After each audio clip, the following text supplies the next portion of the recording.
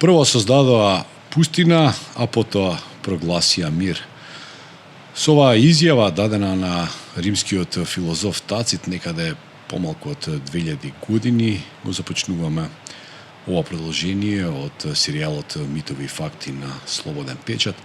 А денешен гостин е Иво Ранџеловиќ, со кој ќе разговараме за сето она што се случуваше и се случува во појасот Газа. Добар ден, Иво. Ви благодарам за поканата. Иво, ај, на почетокот не чека една мачна и тешка тема, додиме со да почнеме малку повесело, па како овие денови, претпоставувам постојано добиваш покани за гостување по телевизии и за анализа на одредени општествени појави. Па интересно е што точно дека има многу покани, но веројатно не можам да се пронајдам ниту во една барем кога станува збор за темата. Бидејќи јас немам никаква експертиза, образован сум и воспитан во хоризонтала, не во вертикала, значи не сум она во длабочина, него имам широки познавања од повеќе области, а не сум експерт во ниту една. Не сум ни аналитичар за волја на вистината, но во некоја својство таква функција ме дефинираат или барем како таков нели ме викаат. Повеќе се интересирам за надворешна политика, ме интересира светот, ме интересира се она што се случува во секој навието на секој ден граѓанин. Ние те малтретираме и за локална политика, за локални избори. Тоа велам, затоа и ретко тие повици кој е адекватен за мои некои познавања, мои интереси, но тоа е што се снаоѓам, нели се адаптирам, а имам што да кажам и за нашиве теми и се она што ни се случува нас дома, еве да кажем. Нашата работа е таква, ние секој ден треба нешто да напишеме и кога ќе најдеме еден паметен човек кој можеме да го прашаме за мислење, ние не се срамиме тоа да го направиме и веројатно затоа Иво Ранџеловиќ речиси секојдневно може да се најде на некој нов медиум во некоја нова тема. Благодарам за најавата. Ајде сега ќе разговараме за нешто што навистина добро го познаваш и навистина имаш посветено доста внимание на тоа, е нели оној израелско-палестински судир кој прво ја одбележа мојата младост, па сега твојата младост и веројатно и младоста на моите деца ќе помине во сенката на тоа што се случува на Блискиот Исток. И овие последниве случувања веројатно се без преседан дури и за тој регион во однос на бруталитетот, во однос на бројот на жртви, на бројот на разрушени објекти. Минатиот месец, ако не се лажам, Доналд Трамп, председателот на Соединените американски држави, прогласи мир во Газа, неиздржани 24 часа и повторно почна пукањата на сите страни. Што се случува таму во моментов? Има ли навистина мир или невозможно се сонува такво нешто? Видете, мирот како концепт ниту е постигнат во Газа или во Палестина, ниту ќе биде постигнат во брзо време, од проста причина што мир не може да донесат луѓето кои го поддржуваат, спроведуваат и финансираат геноцидот, посредно или непосредно. Луѓе што убиваат жени и деца не може наеднаш да станат оспиени и да решат дека од денес ќе бидат миротворци. Така што се ова што се случува, вклучувајќи го и тој мировен план на актуелниот претседател на САД, е во суштина една, би рекол, политичка конструкција за како да се дојде до конечната цел на пред се израелската држава, но и на западната филозофија, на се она за што стои интересот на Западот, ако може да го дефинираме Западот како една парадигма, иако избегнувам таква нешто. Меѓутоа, неодамно имаше една изјава на Макрон, која вели, парафразирам, дека не смееме да бидеме премногу бучни околу се она што го прави Израел во Газа, бидејќи го заштитува и нашиот интерес, односно го прави се она што ние избегнуваме да го зборуваме и правиме. Така што Значи Израел е лошото момче и ги прави работите кои што ние инаку ние би требале да ги правиме. Токму така. Така што тоа е една иста парадигма или еден ист интерес, би рекол, или доколку се два интереса тие овој пат се преклопуваат. Зборувам за Западот и Израел како држава и политичка парадигма. Така што не сум убеден дека мирот доаѓа со овој план. Не само што не сум убеден, туку сметам дека е премногу опасен овој план. И јако можеби носи примирие, едно е примирие, друго е мир, но тоа примирие ќе отвори нови проблеми и ќе бидат овој пат многу поболни за палестинците. Зошто е тоа така? Значи има некаков план од 20 точки, ако зборуваме нели технички формално. Ајде да видиме што е тој план или што е тоа опасно за така палестинците. Значи првата, можеби не првата точка, не одам по хиерархија, но суштински ќе ги подредам, а тоа е дека нели веднаш треба да има примире кој очигледно во голем дел се почитува, ако може така да кажеме. Но има и значителни прекини на пример. Точно, што е и до некаде из очекување, сепак ова не е конфликт од вчера. Меѓутоа, она што е многу важно во тоа примирие е што се очекува разоружување на Хамас, која е една од најболните точки во овие преговори. И многумина очекуваат дека тоа нема да се случи или барем Хамас нема и формално да го прифати, нема да биде испочитуван од целокупната таа армија, ако може да кажеме, на Хамас која стои за тоа. Може да се јават и фракции, како и на други места. Има фракции таму, да, во самите Хамас. Таму и веќе има, но сметам дека доколку се согласи Хамас на тоа разоружување, ќе се случи нешто како во Колумбија со ФАРК, како една нова своевидна фракција која нема да се согласува со тоа примири и тој мировен договор и понатаму ќе војува како герила, нели, и сето тоа.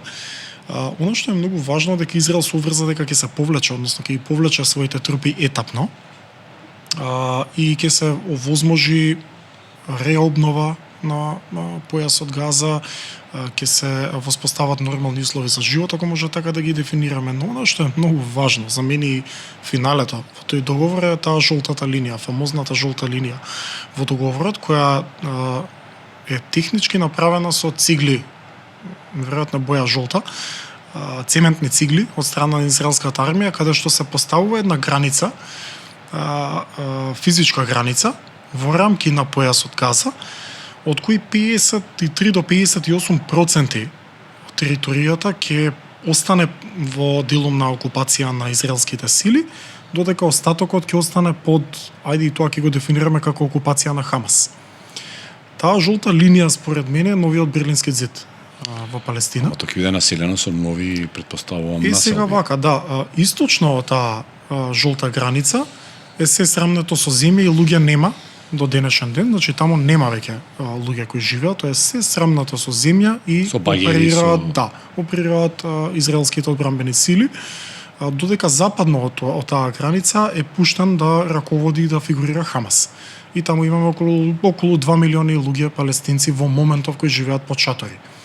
Која е идејата? Идејата е таа граница, источно од таа граница да се воспостави своевидна утопија, барем тоа идејата која израелските политичари ја продаваат во Вашингтон и администрацијата на Трамп, да се овозможат услови за живот, да се примат палестинци кои се сега раселени, пред се од западниот дел од границава, но и насекаде по светот, кои палестинци ќе може да влезат во тој дел одлучува Шин Бет или државната безбедност на Израел, нели Мосад е за надворешни, Шин Бет е за внатрешни работи.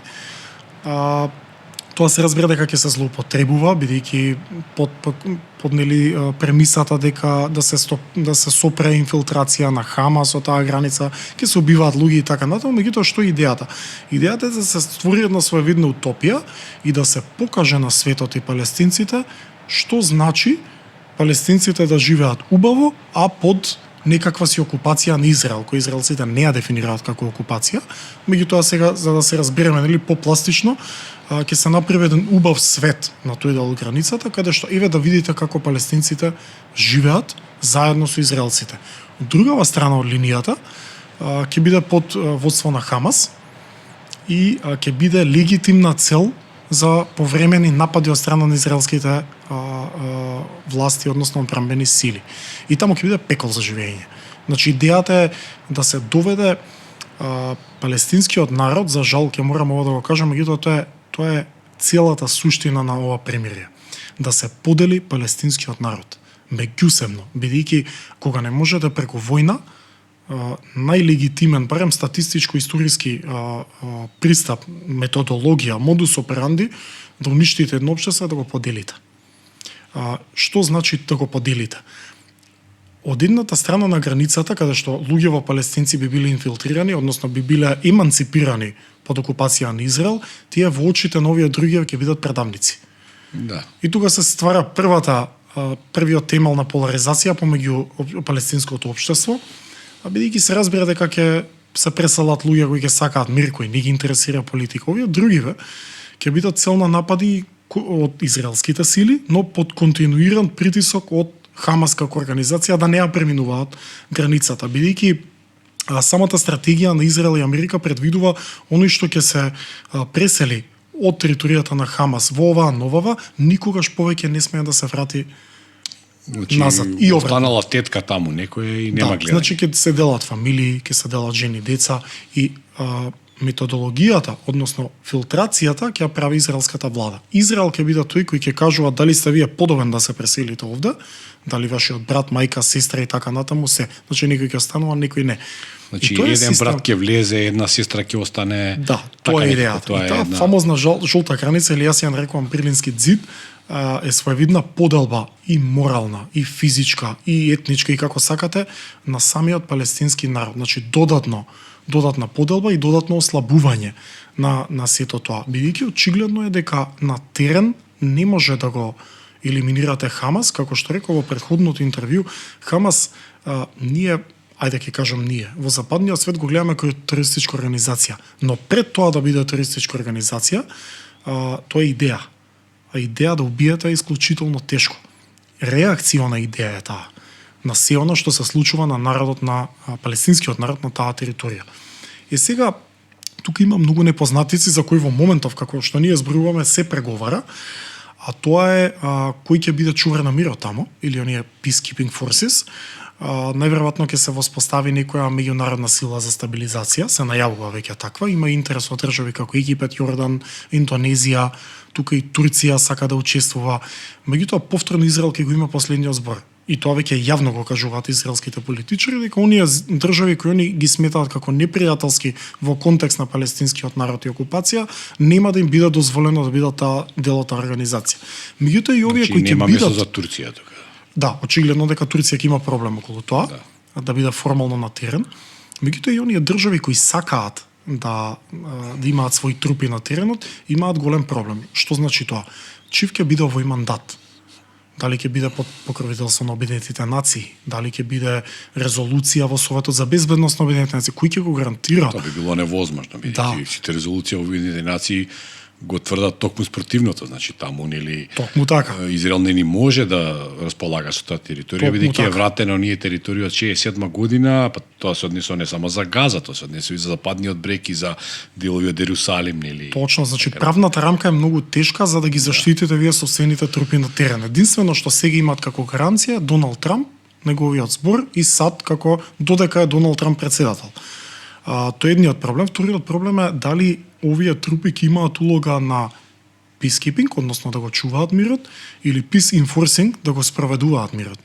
Бидејќи спроведување на мирот значи и жртви. Ке треба можеби директна конфронтација со Хамас, ке има пукање на терен и така натаму, никој не сака да губи своји луѓе. Така да се уште е рана таа фаза и многу оптимистички изгледа сето тоа. Меѓутоа она што мене ми боде очи, многу би кажал коментатори во светот кои имаат искуство на оваа материја е дека суштината сепак не е да се обезбеди благосостојба на палестинскиот народ со можност за држава.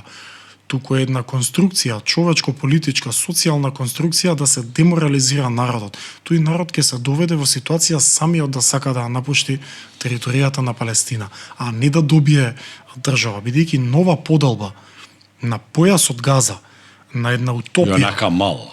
И на една условно кажано држава под палката на Хамас е додатен терор, морален терор за овие луѓе. Таму нема секој невија.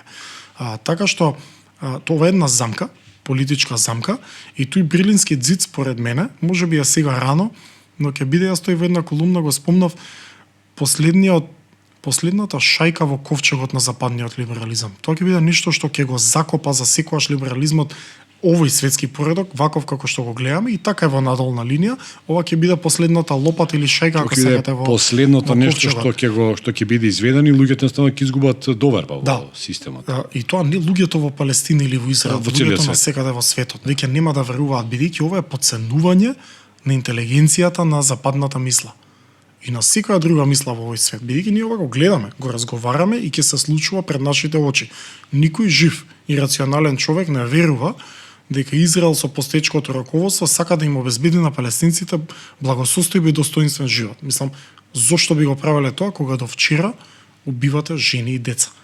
Значи, и овој модус операнди е една систематска, ајде да кажеме современо систематско, ако не е истребување, деморализирање на едно општество. Така што јас не сум оптимист, бидејќи јас знаете како размислам, може би малку радикално, меѓутоа мирот не треба да се постигне по секоја цена. И ова е мир, да, може би без пукање во тојдол, меѓутоа една психичка тортура и психички геноцид кој може многу поскапо ќе го чини палестинскиот народ или арапите во тојдол во некој си историски, односно иден контекст. Хамас е несомнено терористичка организација според тоа како што нели делови, како што се бори со израелските трупи, но јас ќе потсетам, јас кога бев млад, предводник на палестинското движење беше Јасер Арафат, кој нели беше начело на ПЛО, една просоцијалистичка организација, проатеистичка, самиот Јасер Арафат беше христијанин, нели? Така. Голем дел од другите беа муслимани, тоа воопшто не беше битно во тоа движење. Да, на сега, почетокот. некои 30 години подоцна, имаме една, нели, прокатарска, една проталибанска организација, која многу наликува на мачениците на Ал-Акса, кои што се нели афилација на Ал-Каеда, и по тоа може да видиме колку деродирал, колку деградирала состојбата во самата Палестина, нели, за 30 години, кога имате една, нели, кога тежнеете кон тоа да изградите социјална држава, а сега тежнеете кон тоа можеби да изградите една држава која што би била повеќе верска од што, нели, она што сме навикнати да го гледаме. Колку е за тоа виновна окупацијата? Дали луѓето кои прво не успеале како социјалисти сега стануваат верски фанатици? Дали е тоа можеби и моделот со кој Израел пробал, нели, да го ребрендира ослободувачкото движење во Палестина? Ставно да го пренасочи. Овие социјалисти се опасни се за Западот, опасни се, нели, за да не само да докажам, да не сме да докажам, тоа е во време на студената војна, нели, значи има тој и таков признак борбата со Јасер Арафат. За сега имаме еден друг признак кога, нели, е во мода да се прават интервенции против тероризмот во светот, да имаме уште една терористичка организација. Ќе се обидам да бидам што поконкретен, бидејќи многу би бил среќен доколку ова што го разговараме денес допре до нашите гледачи во смисла на тоа да им се доволно разјасни за самите да донесат одлука и да го формираат сопственото мислење визави овој конфликт. Окупацијата на Израел врз палестинските територии од првиот ден до денес е во директна причинско-последична врска со однесувањето на Хамас или било кој авторитет во појасот Газа, па и во западниот брег. Бидејќи нели имаме две фракции кои делуваат политички во појасот Газа и во западниот брег. Вамо е умерениот Фатах, нели? Да, вамо е неумерениот Така Хамас. е. И сега за да ни биде полесно на сите нас како да го контекстуализираме ова што се случува, погледнете на нашата сопствена историја. И Македонија, односно македонскиот народ, бил под турско робство, па се формирале внатрешни македонски револуционерни организации, денес познати како ВМРО, кои во тоа време биле де јуре терористички организации, како што е денес Хамас, бидејќи начинот на кој функционирале бил радикален. Меѓутоа, за нас македонците, биле ослободителна организација добро, тоа во ред, во која тоа го сме се знаеме, крстеле. да, Така и да. палестинците, вие не можете да очекувате да бидете под турско робство македонци или палестинци под израелско робство и да пишувате книги. И да живеете нормално и да создавате социјална држава. Јасер Арафат пишуваше книги, па и Махмут Абас. Меѓутоа лидерите на овие политички движења или ако сакате туристички организации се секогаш повластени тие. Прво лидериве на Хамас живеат во Катар, се милиардери, така значи. Да. Јасер Арафат не беше за жалење во тој дел, меѓутоа сакам да кажам дека едно општество не може да формира благосостојба и да го најде својот животен еквилибриум во услови на масовна окупација. Денес оваа окупација што ја прави Израел во Палестина е со нови методи. Израел регулира каква храна со какви нутритивни вредности ќе влезе во Газа. Значи имате на граница на човечност окупација, на вакви некои методи по кои го убиваат систематски населението. Така што однесувањето на Хамас ја не го оправдувам, е за секоја осуда. Меѓутоа, тоа е реакција. Значи не е Хамас првиот кој почнал. Хамас е создаден 80 и некоја втора, трета година. Тоа време беше минорен беше. Ете така, до 80-тите години палестинците се убивани од страна на Израел стотици илјади. Така што Хамас е реакција и секоја друга која доаѓа структура политичка или терористичка е реакција на тоа што го прави Израел. И тоа мора да биде јасно кај гледачите, што не значи дека треба да ги оправдаме овие, јас ги нарекувам политички структури, бидејќи палестинците така ги гледаат и би сакал да го испочитувам тој момент.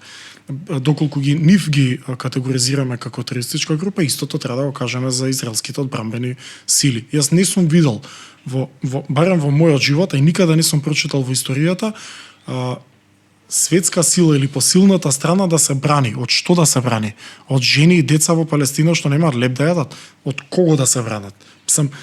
Така што тоа се некои работи кои би сакал да ги расчистам. Еволуцијата на Хамас, еволуцијата на било кој палестински политички авторитет е во реакции во сооднос со тоа како се однесува израелската окупација. Оттаму и се радикализираат овие структури, оттаму и се на религијата и даваат се поголемо значење. На крајот и Јасер Арафат последните години делуваше во тој дел. Религијата наеднаш му стана важна. Овие луѓе се во очај. Значи едно општество кога е во очај не можете да барате рационална реакција на истото. Они веќе не знаат, погледнате што се случува таму, нема никакви услови за живот. И сега што треба тие луѓе да прават? Да зборат за школи, градинки, нели? Каде ќе искачаме вечер, да, нема. Значи тоа е каде да се искача.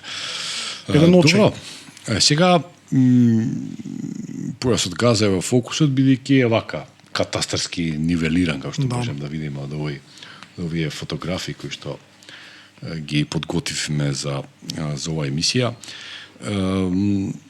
Што е со останатите делови на кои што би требало да биде формирана палестинската држава, која никако да се формира, како што да кажеме западниот брег, па други некои спорни територии кои во меѓувреме не живеат палестинци, туку живеат колонизатори, односно тоа се оние нелегални еврејски населби, со луѓе кои што во најголем дел доаѓаат од Соединетите американски држави.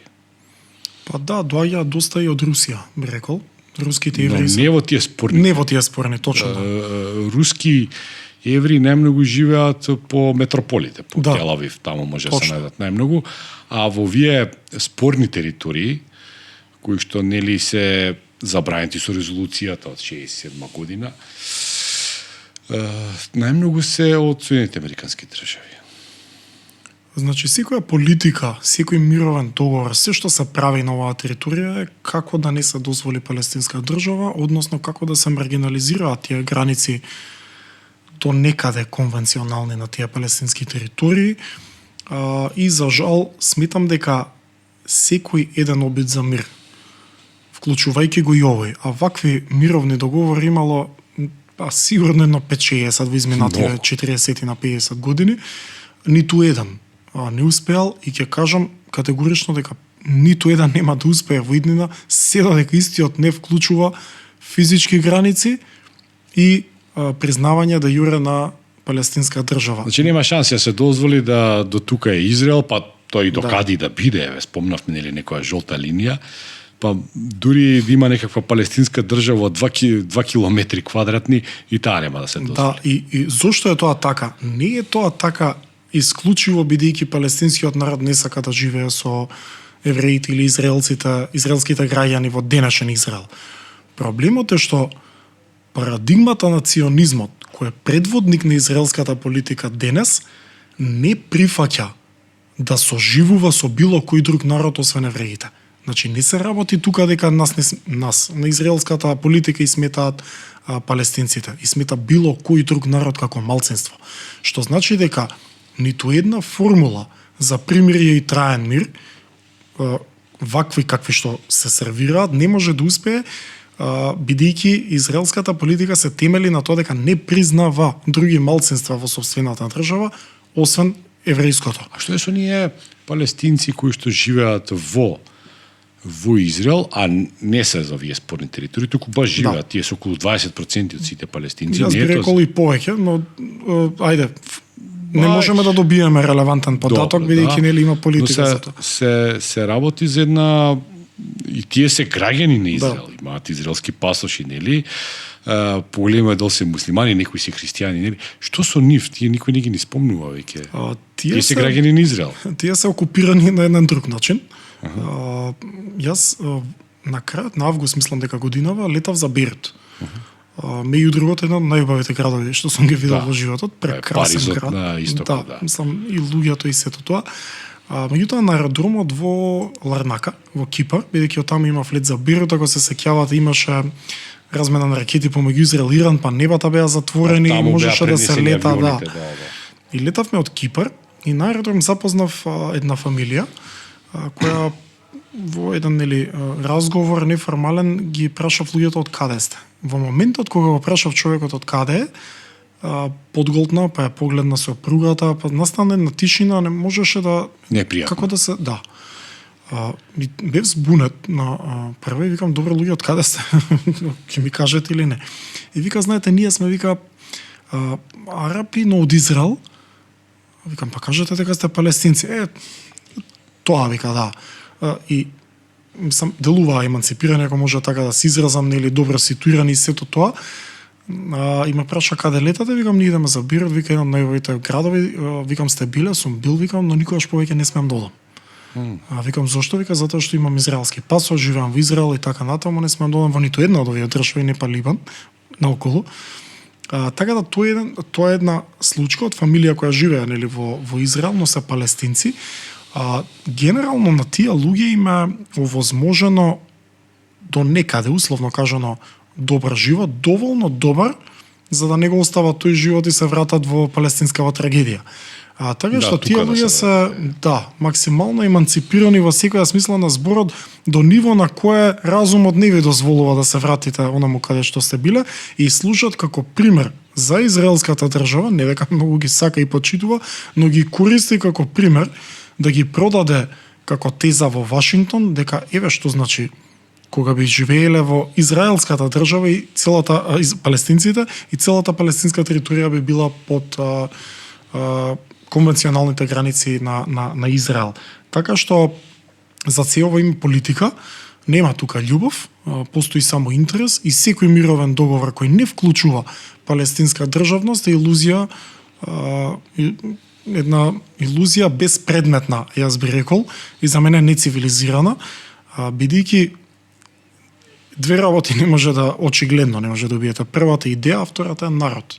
Тешко ќе истребите народ. Вие може да го покорите, да го убиете до некоја, нели, до некоја граница, можеби никогаш Палестина нема да има држава, може сето ќе биде Израел, но никогаш тие луѓе нема да се осеќаат како израелци, нема да бидат среќни и секогаш ќе се повикуваат на својата историја и идеја. Во 21 век да денунцирате еден народ, да не го признавате и тоа големи сили, западна филозофија ми е навистина, па ова истово, кога прво не е исто, далеко било да биде исто, меѓутоа кога имаше етничко чистење, нели така го категоризира на Милошевиќ во Косово, никој не дојде со идеја да се воспостави примирие во која ќе може Срби да се населуваат, нели, на Косово, ресорти да правиме за голф на Косово, нели така, ако може да се дозволиме една паралела, бидејќи тогаш во тој момент тоа се сметаше на граница на геноцид. Тоа беше ниту еден мировен план не ги вклучи.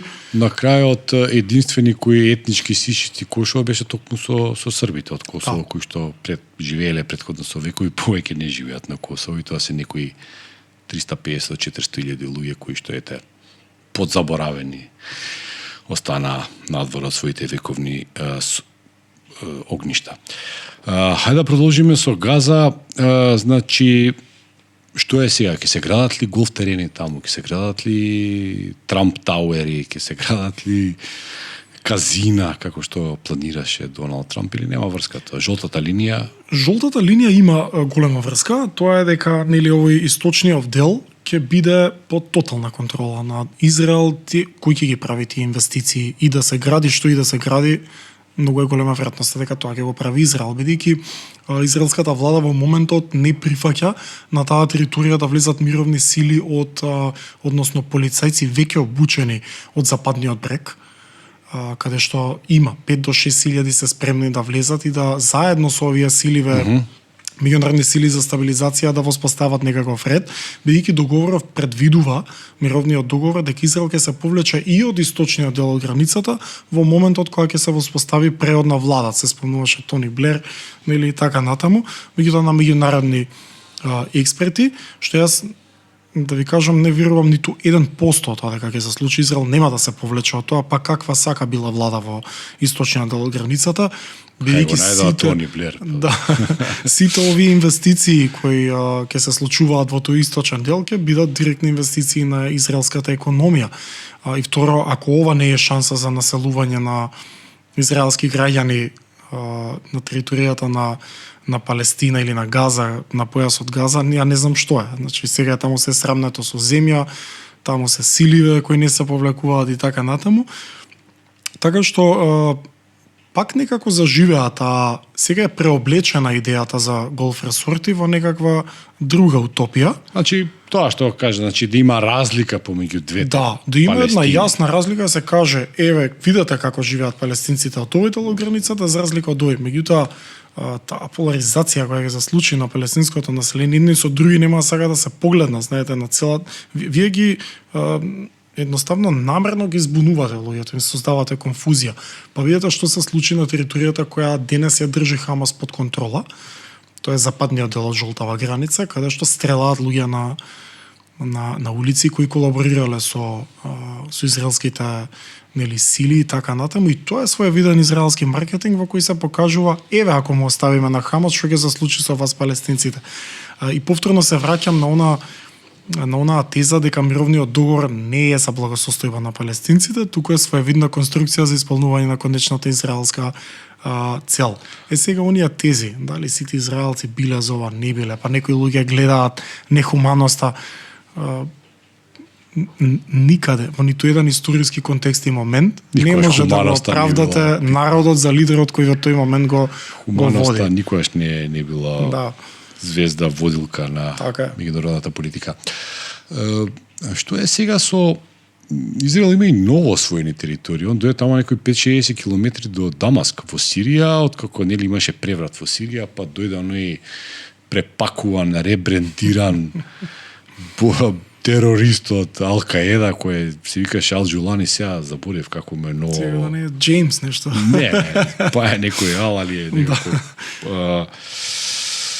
Малку е сменето тоа неговото. Го облекува во дело. Да, го облекува дело, не е веќе како браточин на Бин Ладен изгледа повеќе. Да, и сега тој има проблем со све, освен со тие освоени територии од страна на Израел. Човек да помисли како да е израелски човек можеби.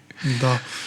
Видете, значи само да појаснам, тоа се териториите кои главно се населувани од друзите, тоа е нели една секта на Блискиот Исток, малобројна, релативно малобројна, но која што барем за сега делува дека е лојална на Израел и на израелската политика. Иако не се тие евреи, не се еврејски староседелци.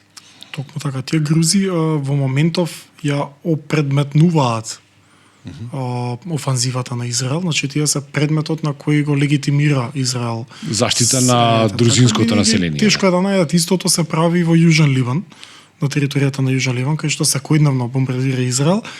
Што е идејата? Идејата е следна. Значи, ова што ќе се случува во Газа, ќе се случува. Тешко кој може да го спречи овој мировен план. Следното нешто ќе биде да се разоружа Хезбола на територијата на Ливан и доколку тоа не се случи, Бејрут ќе биде до некаде цел на израелски напади. Јужен Ливан веќе е. И се додека не се разоружа Хезбола, во Ливан нема да има мир. А сега имаат една комоција израелците, бидејќи Газа е на колена, на стаклени нози, може да се фокусираат таму. Сирија е лесен плен, бидејќи Западот манипулира, односно директно раководи со лидерот на постоечкиот лидер на Сирија. И таму може би да гледаме голф ресорти, хотели, верувајте дека во многу брза иднина во Дамас тоа ќе се прави. Ќе се прават и бази воени и така натаму. Добро, има веќе 2 руски, сега ќе имало и 2 американски. Да, Ама ги имаше. Така, бидејќи Сирија е распадна и технички како држава, многу е лесно кога ќе распаднете и секогаш ќе им се закануваат со вакви некои малцинства кои се малобројни да носат немир или некаква превласт во парламентот во Сирија кој ќе се воспостави. Може би на некому ова му звучи налик нашаво, да. Така што секој ќе хендикепира државата политички, да во секој момент некое малцинство ќе може да едно дуи за сирици ќе се еден арапски бадентер ќе се случи на територијата на Сирија. Она што е политичката цел на сето ова е сите овие земји да се приклучат на Абрахамскиот договор, на Абрахамските акорди, не знам како е директниот превод на македонски, Абрахам акорд. Така да се каже, да. Што значи тоа во превод? Тоа значи нормализација на сите арапски држави со Израел, да се признае како држава, да се нормализираат односите, затоа и мировен план и мировен договор во Газа, бидејќи еден од камењата на сопнување до сега за нормализација беше палестинското прашање. Меѓутоа со овој мировен договор, со оваа некоја си своевидна утопија, со растурање на Сирија како сериозна држава, напаѓање на Либан и евентуално разоружување на Хезбола, нема веќе напаѓање на хутите во Јемен, кои се релативно и далеку од географскиот сето ова, го отвара просторот за нормализација на односите помеѓу арапските држави и Израел. Тоа е една, ако не е предавство, е една сериозна политичка одлука на овие држави, на арапските држави. Тука би морал да потенцирам Саудитска Арабија и Обединетите Емирати, кои први што се вели го јавнуваат конјот на нормализација со Израел, не дека не треба да ги нормализираат односите, меѓутоа не со вакво решение во Газа, не со закани кон Либан и така натаму. И во оној момент кога ќе се нормализираат односите со овие земји, ќе биде тоа е своевидна коалиција против Иран. Бидејќи единствениот таргет после се ова ќе биде Иран, единствената закана за екзистенцијата на Израел како држава. Ја и лично сметам дека не е закана за постоењето на израелска држава Иран. Иран е една култура, Персија која постои илјадници години и многу дала на овој свет. Да зборуваме вака во последниот дел за Иран и малку за Турција. Значи во последната иранско-израелска војна. Само ќе ве прекинам за да завршам мислата, да не заборавам многу важна, ќе се створи една коалиција против Иран за промена на тамошниот режим, затоа што Саудитска Арабија во моментов е најголем антагонист на Иран и обратно, они се двата најголеми конкуренти, а да знаат гледачите, се држави со население која гаи различна религија, односно различни гранки, шија и суни, сите се муслимани, но шија и суни во Иран и во Ирак разликата е, да не кажам, антагонизмот е поголем меѓу нив отколку меѓу муслимани и христијани на сегаде во светот. Така што тоа се регионални сили кои не се сакаат, ако може така се изразам, и Саудитска Арабија наоѓа во својот непријател во случајов Израел, да формираат една коалиција преку Абрахамските акорди и да се фокусираат на рушење, ако може така да кажеме, на Иран. Тоа е, нели, ако добро се сеќаваме пред неколку години кога беснееше граѓанската војна во Јемен, кој е поделен на сунити и шиити. Во јужниот дел се, нели, хутите кои се шиитско население и кои за свој како да кажам, сојузник го имаат Иран, нели? А од другата страна беа сунитските држави, меѓу кои Саудиска Арабија беше предводник на таа војна. И уште е. Египет и бројни држави и кои беа потпомогнати интересно. Покрај тоа што беа помогнати од Велика Британија и Франција, беа потпомогнати од Израел, така да тој сојуз на сунитите плюс Израел во борбата со шиитите не е нова работа. Но Иран покажа дека достигнал степен на развој во воените сили за кои Израел очигледно не беше подготвен пред неколку месеци, па успеа и тој Давидов чатал и како и да се вика тие противвоздушни одбрани што ги имаат направено во железна купола, нели, во Израел, дека всушност беа пробиени како швајцарско сирење од иранските ракети, дека нанесува многу штета на израелската држава, на одбранбениот капацитет, на цивилниот сектор и така натака. И очигледно дека тука се работи за само уште едно примирие и дека војната може секој ден да продолжи. Колку говорам во односите помеѓу Иран и Израел. Јас имам една мана во политиката или кога зборувам за политика, тоа е дека секогаш се ставам во позиција на што мисли општеството и граѓанството за таа ситуација. Во случајов на Иран, една од најтешките ситуации во која се наоѓа едно општество е иранското општество. Бидејќи од една страна режимот под кој живеат иранците, ќе се осудам да кажам дека не го сакаат, едноставно и од разбирливи причини. Режим како режим самиот по себе има негативна конотација. Така што не се задоволни со нивните слободи и така натаму. Зборуваме за еден прекрасен народ. Персијците имаат сериозна историја, традиција и многу дале на овој свет, од поле на култура до економија и така натаму. Сега не зборувам за тоа, меѓутоа се во една незавидна ситуација, бидејќи од едната страна не го сакаат режимот во кој живеат, од другата страна не го сакаат Израел. Ето така. Да. И они се во небрана. Да, тоа беше многу интересно кога беа последните непријателства помеѓу Иран и Израел. Баш видов еден протест на оние феминистки во Техеран, кои што нели се борат за оние права, нели да можат да се облекуваат како сакаат и да се однесуваат како сакаат, така, кој упати апел до врховниот лидер на ајатолахот на Иран да ги пушти најголемите и најопасните бомби кон Израел. Значи дури и феминистките не го сакаат Израел во Иран. За жал, нели, не би требало во меѓународните односи да се јави такво нешто, ајде да кажеме, еден со друг народ да не се сакаат. И тоа има некоја политичка позадина, но генерално ситуацијата на иранското општество така како што претходно беше Реза Шах Пахлави, тоа беше своевиден режим, влегува во друг исламски режим и тешко е на тоа општество. И би сакал само да издвојам дека барем јас не сум слушнал ниту еден терорист во светот да биде иранец. Да. Генерално иранската диаспора на секаде во светот е исклучително паметна и учена. Значи, обично се доктори, инженери. Такви били пред 2000 и пред 3000 години, не е тоа ништо ново. И сакам поради тоа да потенцирам таа почит кон тој народ, бидејќи нас ни е сервирана една друга слика. И сметам дека иранците заслужуваат една подобра ситуација. Сега дали тоа значи демократизација, дали тоа значи пат на режимот за да дојде, за да се случи ова што се случи во Сирија на политички план, па да дојде некој папет што го велат од западните Ал-Џулани да дојде па од западните сили, меѓутоа таму ситуацијата незавидна реално за иранското општество. И сметам дека тоа општество има сериозен потенцијал. Замислете вие под такви санкции вие да создавате да збогатувате ураниум, односно да имате начин ураниум, него зборуваме за еден сериозен хајтек кој се таму се прави се. Така е, дури во оние, пазете се, Русија купува дронови од Иран. Да. Дронови кои самата не може да ги произведе. Јас не сум експерт ниту во воена индустрија. Тие шахеди, герани, тие од Иран се сега се произведуваат, ако не се лажам, во Русија, но долго време беа купувани исклучиво од Иран. И во оние проекти за најнапредната воена технологија во САД, многу раководители се иранци или иранско потекло, а и ако добро отворите по интернет и проборичката што велам јас, најголемите, најуспешните фирми во САД CEO се иранци или луѓе со иранско потекло.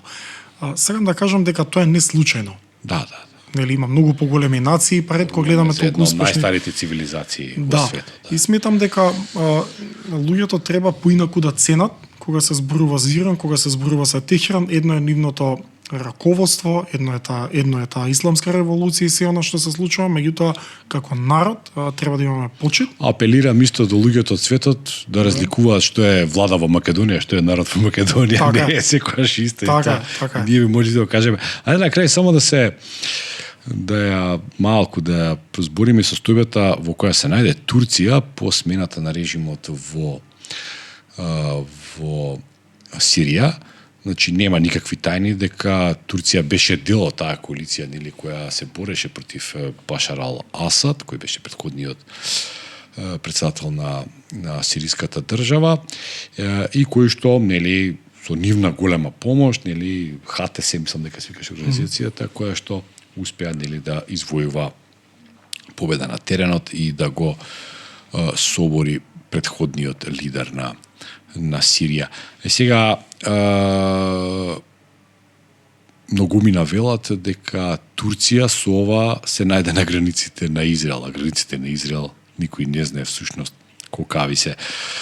Дури имаше и во Јерусалим пост, значи онај вестник кој излегува на англиски јазик од Израел, во кој беа гласно кажани доста, како да кажам, некакви прашалници од страна на израелската држава, какви ќе бидат незините идни односи со Турција и дури едно помалку црно предвидување дека наредната голема војна на Израел нема да биде со Иран, туку ќе биде со Турција. Дали ова е внесува една голема опасност турската држава? Многу е тешко да го замислиме тој конфликт, пред се бидејќи Турција е НАТО членка. И тоа би било судар на НАТО со Израел, јас би рекол една иста организација. Но не би ме зачудило тоа најволку од се. Да.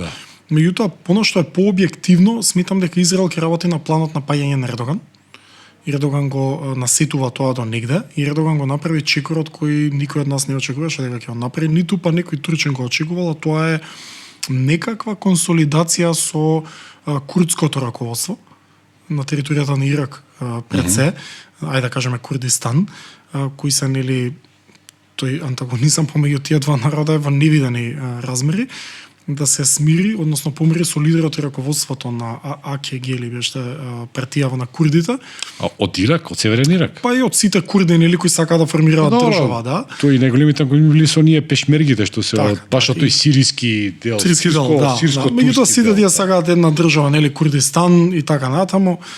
Така што сето тоа го прави Ердоган за зачувување на неговата политичка моќ и останување во политиката, бидејќи курди има во Турција бог знае колку милиони, кои некои се, нели, се изјаснуваат на попис, некои се кријат и така натаму, меѓутоа кога ќе дојде време за гласање, се мобилизираат како курди и може во тој дел многу да значат за Ердоган да остане на власт. И тоа мислам дека го прави како реакција на неговото насетување, тој има ног за политика, тој човек дека Израел после сето ова ќе прави некаква ујдурма, да кажеме, политичка за пад на Ердоган, за да не дојде, нели, до ваква конфронтација. Така да не е лесна ситуацијата во Турција во тој дел.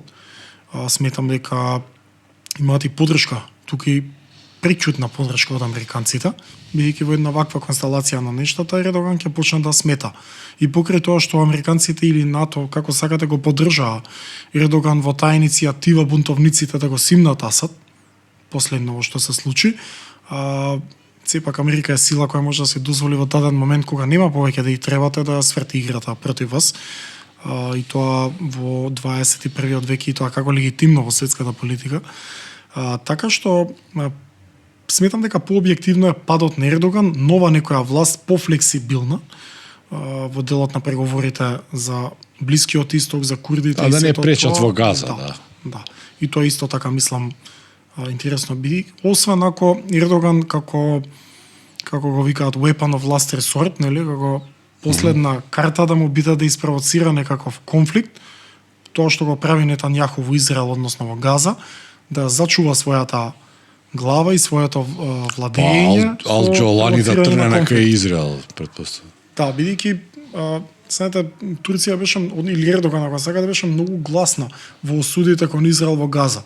Но како вика еден палестински академик, ни чаша вода не дадовте на палестинскиот А народ. цело време продава нафта на Израел и беше од турските рафинери. Не само турци и арапскиве држави, но тоа е реалноста Бизнис, из на бизнис. политиката, за жал. Или како што би рекле, како што рекол Хери Кисинџер, единствената работа пострашно тоа да се биде непријател на Америка е да се биде пријател на Америка. Да.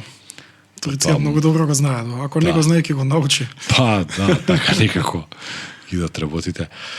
Раџоловиќ, благодарам многу за ова гостување. Не знам кој е поред и предпоставам ќе ги има уште многу. Благодарам на вас. Али еве и јас и нашите гледачи нешто научивме повеќе за конфликтот на Блискиот Исток. Благодарам. Благодарам уште еднаш. Почитувани гледачи, тоа беше Иво Ранџеловиќ.